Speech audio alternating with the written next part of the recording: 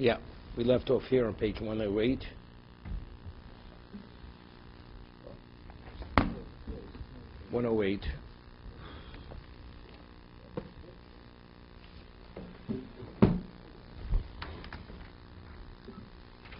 Page 108, Membe, Shin Shel Tefillin.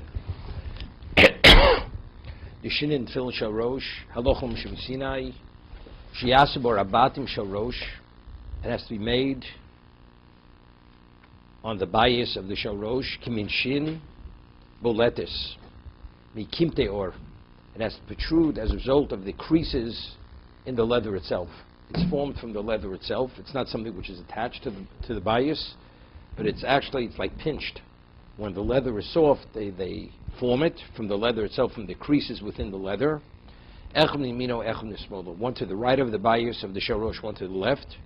Shel Yimin Haminiach, to the right of the one who's putting on the tefillin. Shel Shlosha Roshim, it has 3 tops to it, 3 heads. Shel Shmos Haminiach, and to the left of the one who's putting on the tefillin. Shel Abba Roshim, it has 4 heads. The right side of the bias has 3, the left has 4. Hago Miyum Hipech, but if one had changed the shins from one side to the other, Eino Nifsal. If rather than having 3 on the right and 4 on the left, he had 4 on the right and 3 on the left, it's valid. But it seems, what about if they both be 3? It seems to be it's possible. One of them has to be 4, one has to be 3. That's truly a Halochim Shemisina. All we said that. It's not on the right or on the left, it's not possible. It has to be in 3. Because it's not. Halochim Shemisina. Niskalkla Shin Vein Nicker. What happens is the shin eventually becomes worn down. It doesn't protrude over time. Today, Baruch Hashem, people could afford tefillin, so you buy your bar mitzvah boy a pair of tefillin. Years ago, it was hand-me-downs. A pair of tefillin could be hundreds of years old. So over time, the shin, which protruded, actually became worn down. It became flat. So what happens? It becomes distorted. Tzorach l'sakna michodosh dumyo dim niskalku ribua. No, it's no different than the square. If the squareness of the tefillin gets off, it's not valid. It has to be fixed. Identical, if the shin somehow becomes worn down, doesn't protrude as it should protrude, it's possible. Kimin shin. Umash ba'achron de tmuras hashinin shalonu shanu osem b'tefillin dai. The low bino daf ksav stam mamash eludugma. It has to have a semblance of ksav ashuris. I think today we have it like Ksav Ashuris, the shin, exactly where the shin is written in the Sefer Torah.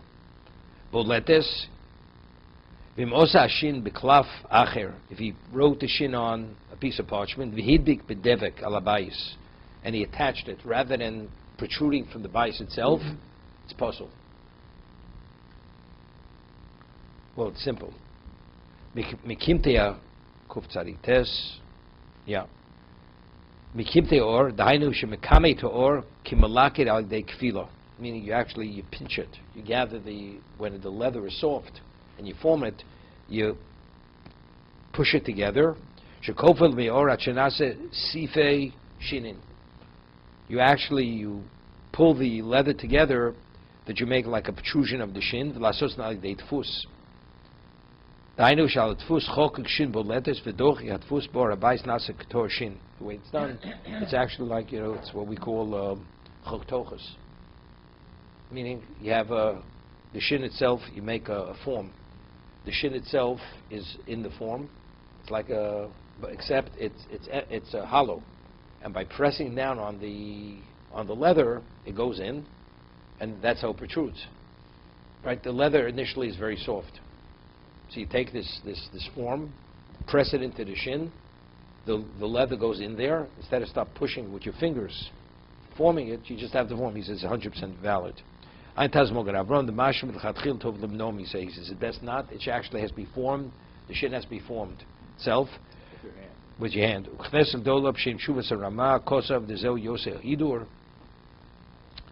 One second. He says no. It's more hidur to do it with the form.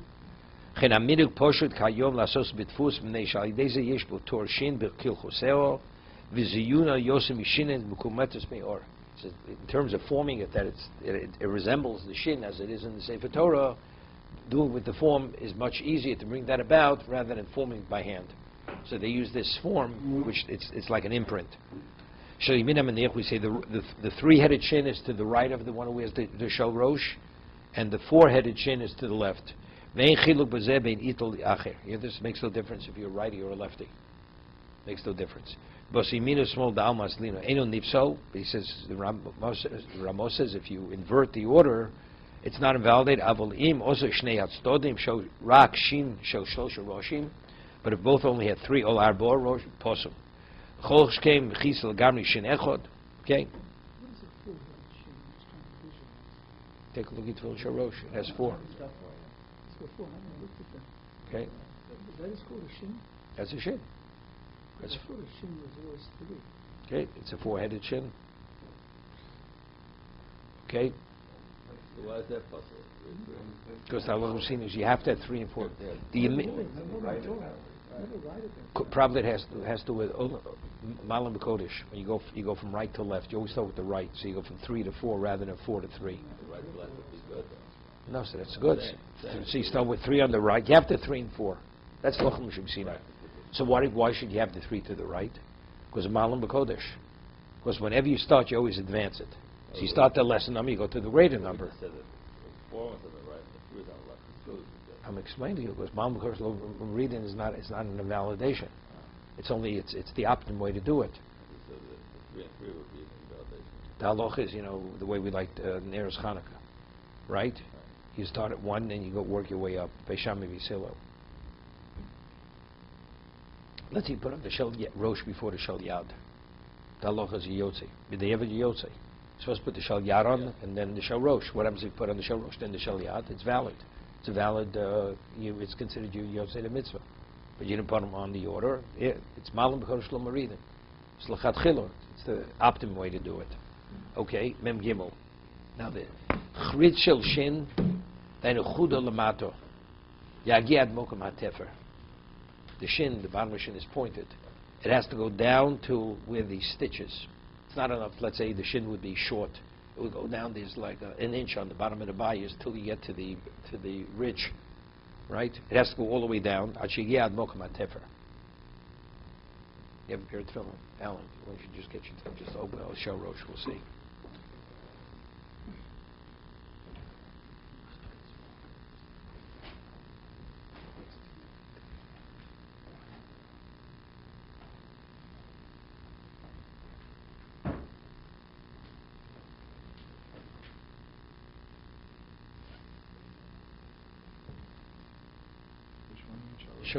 Shel rosh.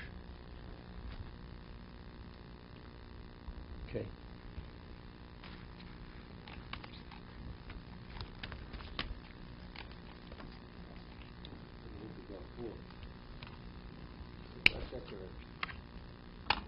This to the wearer, right? So this to the right of the wearer.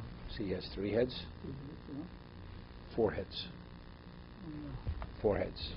Now the base goes all the way down to where the stitches. Okay, that has to go. We'll see what happens if it doesn't go all the way down. Now, if you take a look at Sephardi tefillin, when it goes down, the shin is on a slant. It's not the way we have it. We have it. It goes vertically, straight to the bottom. Sephardi, it goes. It's on a not horizontal. It's like diagonal. No, but it's still the shin. It's still the shin. They're right to Secretary. Yeah, the shins are also the same. Same. The way the shin is formed. Okay, and it says it has to go down to the very bottom. Okay. Now he says, what happens if it doesn't go down to the bottom? Where is it?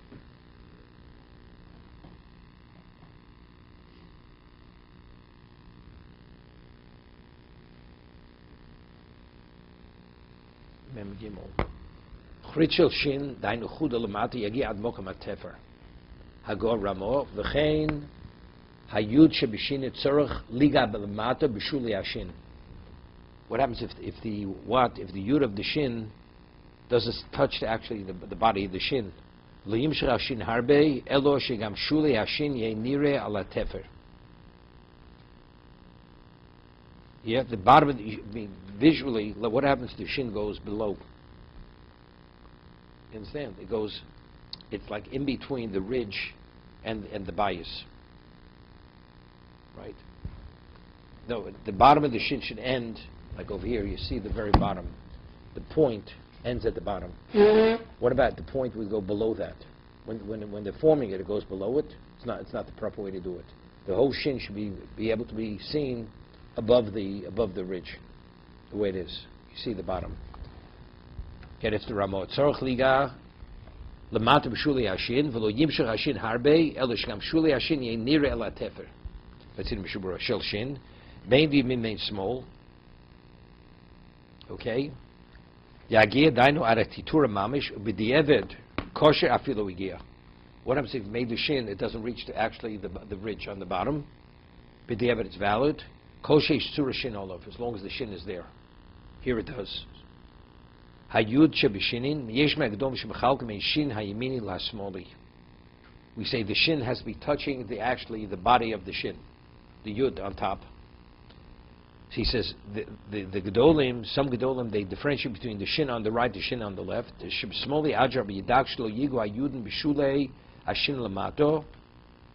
Amogaram pozak the ilchal ben yamin l'smoli b'smoli bino and sheshnei hayudin nogin lamato b'shuleo.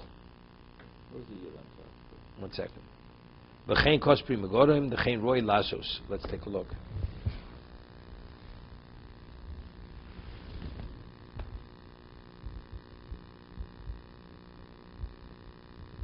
I'm not sure what he means. The yud should be touching.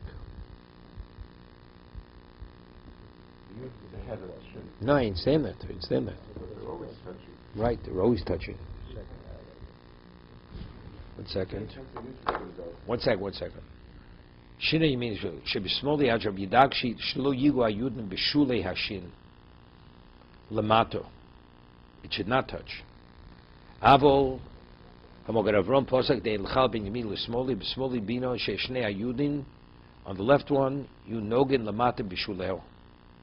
Kosa pri megodim the chein kos pirkios shemari ayin shom chein posku shari achronim od kos pri megod the yireshi alashinin tsuras yudin lo kavim shutim ba'almo. Okay, so we have the top. The head is not just a straight line.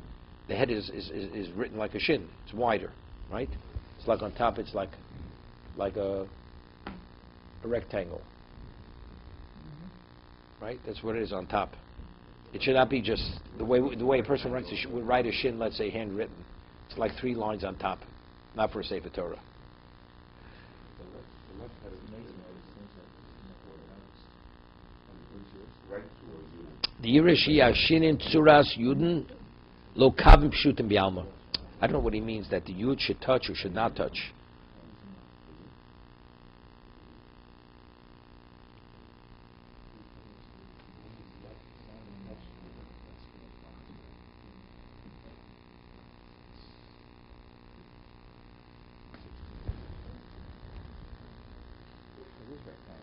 Yeah, I understand.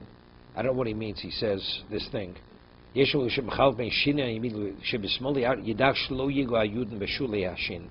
not touch the bottom. If it doesn't, then it's not attached. Could be what it means that if, let's say, the shin, you wouldn't have a long line, right? It's a long line. This looks like a vav on a little bit on a diagonal, right? It's long. A yud would be shorter. Let's say you would have, it would be shorter and it would be touching the base of the shin. Right? Let's say the tops would be shorter. Right. So it would be like yud's touching the base. These are all like vavs. Because they have long stems. I think that's what he means. Otherwise, I don't understand what he means. They should touch or should not touch. Okay.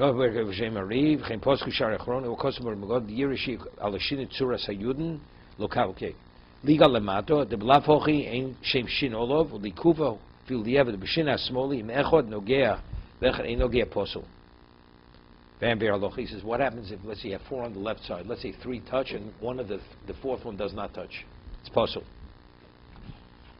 Shkav shuli hashin rotzloma chudeyon shel shinin v'atam shel hiyah kol hashin nireh. You have to see the full shin. Ulakayim ma dichsiv rol chal yametz kishem Hashem nikro lecho. Omar Reb Lezer el tfun shabro Shem Hashem nikro Rosh Tevis Shin. You hear this? Shem Hashem nikro lecho Shin. B'diavad nichlas matoch hatitura ad she'ein lo al yidei zeh tmunas Shin karoi tzorch iyon l'ayim ve'alocha. Okay, we'll stop here. Let's see Mishna Berura. So short. Ernie.